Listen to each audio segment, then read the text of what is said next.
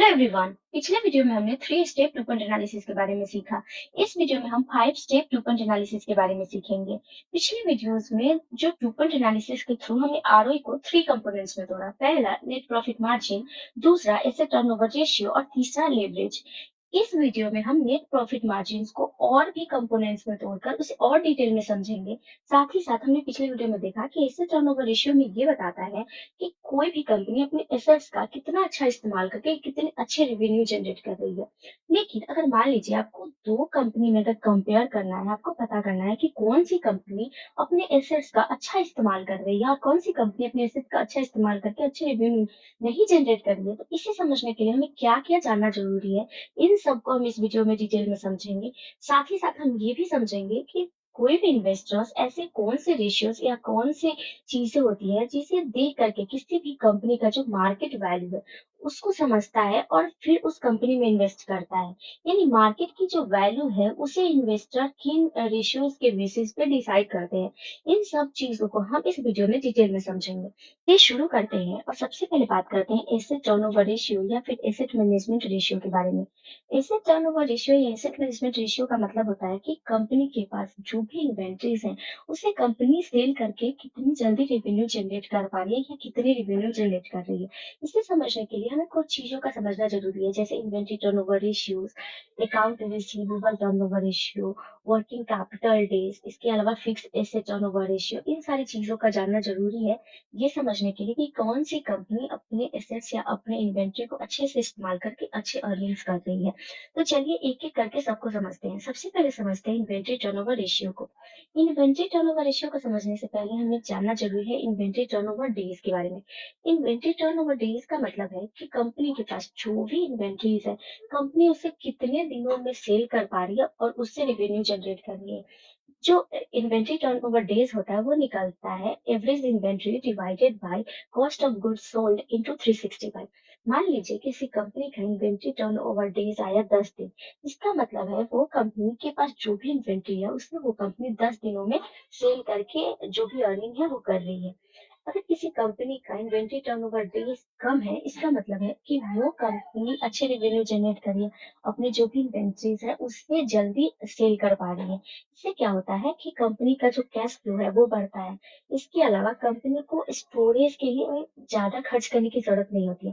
मतलब अगर कंपनी का इन्वेंट्री जो भी इन्वेंट्रीज है वो जल्दी जल्दी बिक रहे हैं, जल्दी जल्दी सेल हो रहे हैं, इसका मतलब है उस कंपनी को उस इन्वेंट्री को ज्यादा दिन तक स्टोर करने की जरूरत नहीं है, जिसके कारण उस कंपनी का जो स्टोरेज पे जो भी खर्चे हो रहे हैं वो बचेंगे। अगर बात करें कि कैसी वो कौन सी कंपनीज है जिनका इन्वेंट्री टर्नओवर डेज मेनली ज्यादा होता है, तो जो भी सीजनल प्रोडक्ट्स बनाने वाली है, सीजनल चीजें बनाने वाली कंपनीज होती हैं उनका इन्वेंट्री टर्नओवर डेज ज्यादा होता है, क्योंकि सीजन के पीक पे उनको अपने जो भी प्रोडक्ट्स है उनका रखना जरूरी होता है। यानी उस प्रोडक्ट की अवेलेबिलिटी जरूरी होती है जब सीजन का पीक होता है। इसलिए जनरली ऐसी जो कंपनीज होती हैं जो सीजनल्स होती हैं उस कंपनी का इन्वेंट्री टर्नओवर डेज ज्यादा होता है। वहीं पे अगर हम बात करें ऐसी कंपनीज की जो नई नई मार्केट में आई है, तो इन कंपनी का भी इन्वेंट्री टर्नओवर डेज ज्यादा होना चाहिए, क्योंकि ऐसी जो कंपनीज होती हैं वो जो भी कस्टमर बेस है उसको बढ़ाती है, तो कस्टमर बेस को बढ़ाने के लिए इनका इन्वेंट्री टर्नओवर डेज ज्यादा होता है। तो ये हो गया इन्वेंट्री टर्नओवर डेज। अब अगर समझें इन्वेंट्री टर्नओवर रेशियो का क्या मतलब होता है, तो इन्वेंट्री टर्नओवर रेशियो का मतलब होता है कि कंपनी के पास जो भी इन्वेंट्री है वो गिवन पीरियड में, यानी यहाँ पे अगर हम 1 साल मानते हैं तो 1 साल के अंदर जो कंपनी है वो अपनी इन्वेंट्री को कितनी बार सेल कर रही है। यानी अगर किसी कंपनी का इन्वेंट्री टर्नओवर रेशियो ज्यादा है, इसका मतलब है वो कंपनी इफिशियंटली अपनी जो भी इन्वेंट्री है उसे सेल कर रही है, अपने एसेट्स का इस्तेमाल करके अच्छे अर्निंग कर रही है।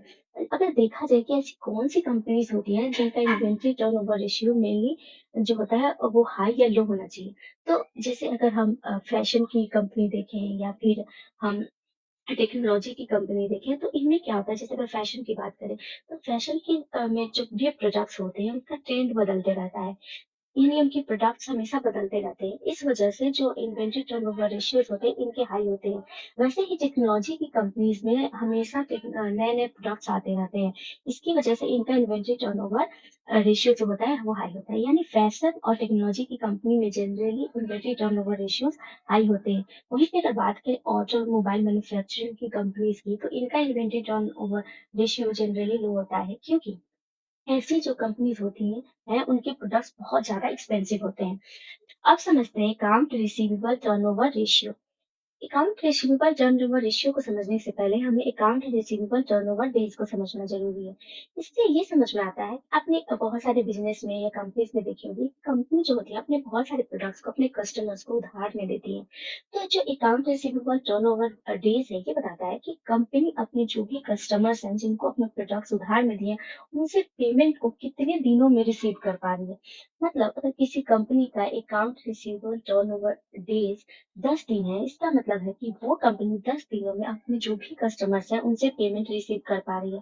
वहीं पे अकाउंट रिसीवेबल टर्नओवर रेशियो में बताता है कि कंपनी अपने कस्टमर से कितने दिनों में या फिर जो भी गिवन पीरियड ऑफ टाइम है, 1 साल अगर है, तो 1 साल में कितनी बार वो अपने जो भी कस्टमर्स हैं, उनसे पेमेंट ले पा रही है। तो ये हो गया अकाउंट रिसीवेबल टर्नओवर रेशियो। अब अगर समझने की कोशिश करें फिक्स एसेट टर्नओवर रेशियो को, तो फिक्स एसेट टर्नओवर रेशियो का मतलब होता है कि कंपनी के पास जो भी फिक्स एसेट्स हैं, जैसे प्लांट, इक्विपमेंट, मशीनरी, ये सारी चीजों का इस्तेमाल करके कंपनी कितनी ज्यादा रेवेन्यू जनरेट कर रही है। अब जो अगला है वो है क्रेडिटर डेज। क्रेडिटर डेज का वीडियो ऑलरेडी मेरे चैनल पे उपलब्ध है, जो बहुत ही डिटेल में है। आप चाहे तो वहां पे इसे डिटेल में समझ सकते हैं। फिलहाल हम यहाँ पे इसके बारे में थोड़ा सा बात करते हैं। क्रेडिटर डेज का मतलब होता है कि कंपनी अपने सप्लायर से जो भी प्रोडक्ट्स ले रही है, उसके लिए वो अपने सप्लायर्स को कितने दिनों में पेमेंट करती है। मतलब मान लीजिए कि आपने कोई जो भी प्रोडक्ट्स अपने सप्लायर से लिए, उसके बदले में आप अपने सप्लायर को बोलते हैं कि हम आपके जो भी पैसे हैं, उसको 30 दिनों में आपको दे देंगे। यानी यहाँ पे जो क्रेडिटर डेज हो गया, वो हो गया 30 दिन। तो ये हो गया उसका है क्रेडिटर डेज। अगर किसी कंपनी का क्रेडिटर डेज ज्यादा है, इसका मतलब है कि वो कंपनी अपने जो भी सप्लायर है, उसे पैसे लेट पे कर रही है। यानी उस कंपनी के पास एक अच्छा कैश फ्लो है, जिसका इस्तेमाल वो अपने कंपनी में इस्तेमाल कर सकता है, कंपनी को बढ़ाने के लिए, यानी कंपनी में भी इन्वेस्ट करके कंपनी को ग्रोथ दिला सकता है। इसके अलावा अगर कोई भी कंपनी अपने सप्लायर से नेगोशिएट करके ज्यादा क्रेडिटर डेज ले पा रही है, इसका मतलब है कि उस कंपनी का अपने सप्लायर से अच्छा रिलेशन है। वो उससे नेगोशिएट करके जो भी प्रोडक्ट्स है, उससे भी कम कॉस्ट में ले सकती है। वर्किंग कैपिटल डेज को, वर्किंग कैपिटल डेज को कैश कन्वर्जन साइकिल या फिर ऑपरेटिंग साइकिल भी कहते हैं। कंपनी ने जो भी वर्किंग कैपिटल इन्वेस्ट किए हैं अपनी कंपनी में, उससे वो कितने दिनों में कैश में कन्वर्ट कर पा रही है। कंपनी का वर्किंग कैपिटल डेज कम है, इसका मतलब है कि वो कंपनी बहुत ही जल्दी अपने जो भी इन्वेंटरीज है, जो भी उसने इन्वेस्ट करा है वर्किंग कैपिटल्स को अपनी कंपनी में, उससे बहुत जल्दी कैश में कन्वर्ट कर पा रही है। इसका मतलब उस कंपनी के पास अच्छे कैश फ्लोज होंगे। अगर किसी कंपनी का वर्किंग कैपिटल डेज ज्यादा है, इसका मतलब है कि वो कंपनी अपने जो भी इन्वेंटरीज हैं, जो भी प्रोडक्ट्स हैं, उसे बेच करके बहुत जल्दी कैश में पैसे नहीं ले पा रही है। या तो वो अपने जो भी कस्टमर्स हैं, उनसे जल्दी से पैसे नहीं ले पा रही है, उनसे जो पेमेंट्स है वो जल्दी रिसीव नहीं कर पा रही है, या फिर अपने प्रोडक्ट्स को बेच नहीं पा रही है। ये सारी चीजें होती है वर्किंग कैपिटल डेज में। सबको हम एक एग्जांपल के थ्रू समझते हैं। 2019 का फाइनेंशियल स्टेटमेंट लेते हैं एप्पल कंपनी की। उस समय पे जो कंपनी का टोटल एसेट टर्नओवर रेशियो था, वो था 2.33। इसका मतलब है कि कंपनी अपने हर $1 पे $2.33 रेवेन्यू। वहीं पे इस कंपनी का वर्किंग कैपिटल डेज था, यानी कंपनी के पास जो भी करेंट वर्किंग कैपिटल थे, जो भी करेंट कैपिटल्स थे, उनका इस्तेमाल करके कंपनी $5.22 रेवेन्यू जनरेट कर रही थी। यानी $1 के वर्किंग कैपिटल पे कंपनी $5.22 रेवेन्यू बना रही थी। वहीं पे अगर बात करें कंपनी के जो फिक्स एसेट टर्नओवर रेशियो थे, वो थे 4.45। यानी अपने फिक्स एसेट्स का, यानी अपने प्लांट, अपने इक्विपमेंट, अपनी मशीनरीज के हर $1 पे $4.45 रेवेन्यू जनरेट कर रही थी। तो ये कंपनी का जो एसेट टर्नओवर रेशियोज थे, वो थे। यहाँ पे हमने देखा कि कंपनी जो भी रेवेन्यू लगा रही थी, वो वर्किंग कैपिटल थे या फिक्स एसेट्स पे जो भी इन्वेस्टमेंट कर रही थी, इन सब से कंपनी अच्छे रेवेन्यू जनरेट कर रही थी। अब अगर हम वर्किंग कैपिटल डेज को भी एक एग्जांपल के थ्रू समझने की कोशिश करें, तो मान लीजिए किसी कंपनी का इन्वेंटरी टर्नओवर डेज है 18 डेज, उसी कंपनी का अकाउंट रिसीवेबल डेज भी है 18 डेज, वहीं पर उसका क्रेडिटर डेज है वो है 9 डेज। अगर हम यहाँ पे वर्किंग कैपिटल डेज निकालें तो वो हो जाएगा 18 प्लस 18 माइनस 9 यानी 27 डेज। यानी कंपनी जो भी वर्किंग कैपिटल अपने कंपनी में इन्वेस्ट किया है उसे 27 दिनों में कैश में कन्वर्ट कर पा रही है। यानी अपने जो भी प्रोडक्ट्स हैं उनको बेच करके 27 दिनों में वो कैश को जनरेट कर पा रही है। तो ये हो गया वर्किंग कैपिटल डेज। समझते हैं 5 स्टेप ड्यूपॉन्ट एनालिसिस को। 3 स्टेप ड्यूपॉन्ट एनालिसिस में आरओआई को 3 कंपोनेंट्स में तोड़ा गया, net profit margin into asset turnover ratio into leverage.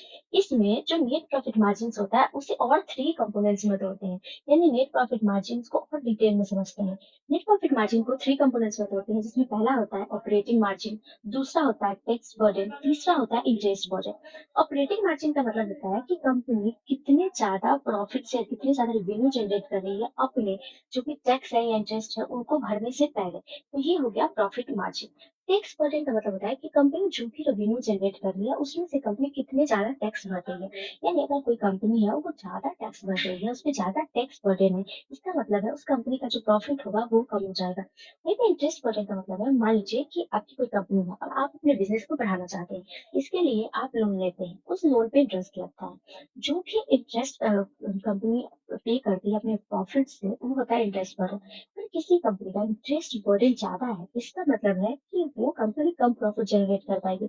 अगर बात करें इंटरेस्ट बर्डन और टैक्स बर्डन की, अगर किसी कंपनी का इंटरेस्ट बर्डन और टैक्स बर्डन वन हो जाता है, इसका मतलब है कि वो कंपनी जितने भी प्रॉफिट जनरेट कर रही है उन सबको वो टैक्स या इंटरेस्ट में पे कर रही है, यानी कंपनी के पास कोई भी प्रॉफिट्स नहीं बच रहा है। तो जब टैक्स बर्डन या इंटरेस्ट बर्डन वन हो जाता है तो वो कंपनी के लिए नुकसानदायक हो जाता है, यानी कंपनी के पास कोई भी प्रॉफिट्स नहीं बचते हैं। तो ये हो गया 5 स्टेप रिपोर्ट एनालिसिस को। बात करते हैं मार्केट वैल्यू रेशियो की। मार्केट वैल्यू रेशियो में बताता है कि किसी भी कंपनी का जो मार्केट में वैल्यू है वो कितना ज्यादा रेलिवेंट है इन्वेस्टर्स के लिए उस कंपनी में इन्वेस्ट करने के लिए।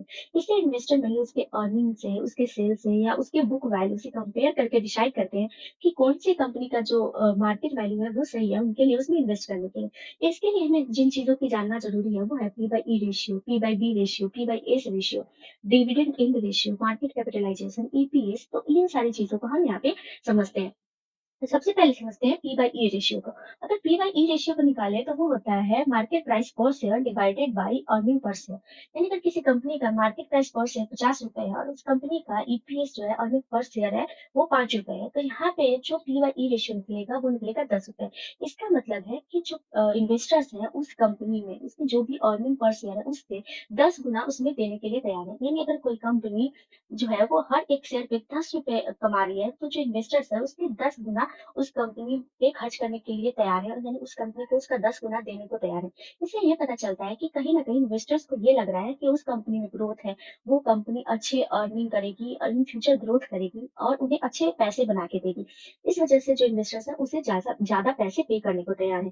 अब अगर बात करें पी बाई बी रेशियो की, तो पी बाई वी रेशियो हमें अगर निकालना हो तो वो होता है प्राइस मार्केट प्राइस पर share divided by book value. यानी कंपनी के पास जो भी एसेट्स है उनसे अगर कंपेयर करके दें, उनके बुक वैल्यू से कंपेयर करें तो उससे हमें क्या समझ में आता है। अगर किसी कंपनी का पी बाई बी रेशियो 1 से कम है, इसका मतलब है कि वो कंपनी है वो अंडर वैल्यूड है।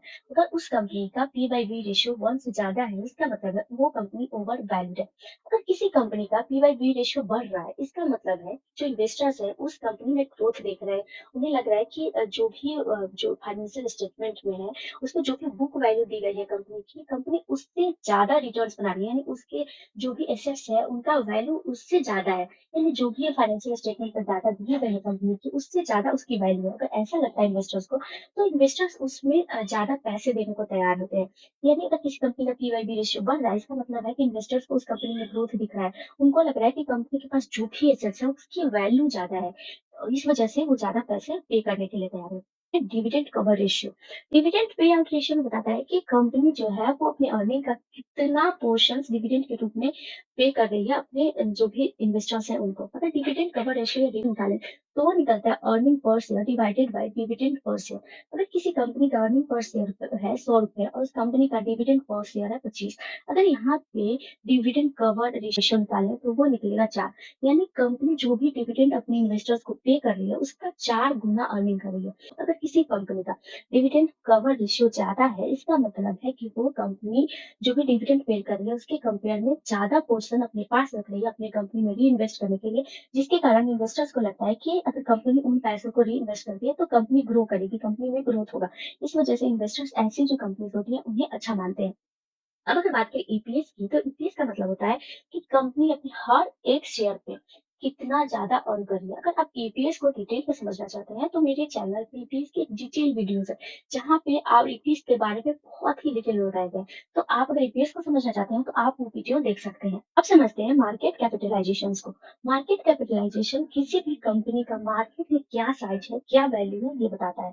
मार्केट कैपिटलाइजेशन के हिसाब से देखिए तो तीन तरह की कंपनीज होती हैं। एक लार्ज कैप की कंपनी, दूसरा मीडियम कैप की कंपनी और तीसरा स्मॉल कैप की कंपनी। तो ये था इस वीडियो का अंत। आई होप आपको अच्छा लगा होगा, आपको कुछ सीखने को मिला होगा। अगर आपको कुछ सीखने को मिला है, आपको कुछ अच्छा लगा है तो आप कमेंट जरूर करिए। और अगर आपको कुछ गलत लगा है, आपको लगता है कि जो मैंने बताया है उससे ज्यादा आप जानते हैं, तो आप मुझसे शेयर कर सकते हैं ताकि मैं भी आपसे सीख सकूं।